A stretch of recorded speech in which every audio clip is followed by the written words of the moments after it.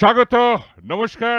আমরা রয়েছে নৈহাটি বঙ্কিমাঞ্জলি স্টেডিয়ামে, যেখানে অ্যাথলেট সিএফএল 2025 এর প্রথম ম্যাচে মোহনবাগান মুখোমুখি পুলিশ অ্যাথলেটিক ক্লাবের। আমি পল্লব বসু মল্লিক, আমার সঙ্গে দুলাল দে আছেন। এরকম মাঠ কিন্তু ফুটবলাররা পেতেন না। খেলা শুরু হয়ে গেল।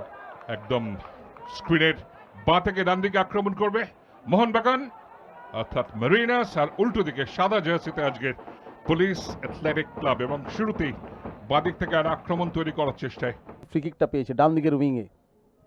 ফয়জল ছোট করে খেলার চেষ্টায়, শটটি দিকে এখনো সুযোগ আছে এবং সরাসরি গোলের মধ্যে পুলিশ অ্যাথলেটিক ক্লাব কিন্তু একদম ইনজুরি টাইমে এগিয়ে গেল এবং এই জায়গাটায় একটু বোঝাপড়ার সংকট হয়ে গেল মোহনবাগানের ডিফেন্সের জন্য।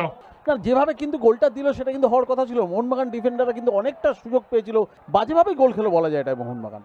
মরশুমের প্রথম ম্যাচে পুলিশ একটা দুর্দান্ত জয় তুলে নিল শেখ সাহিলের গোলে। ফুল টাইম স্কোর নৈহাটি বঙ্কিমাঞ্জলি স্টেডিয়ামে, মোহনবাগান 0, পুলিশ অ্যাথলেটিক ক্লাব 1।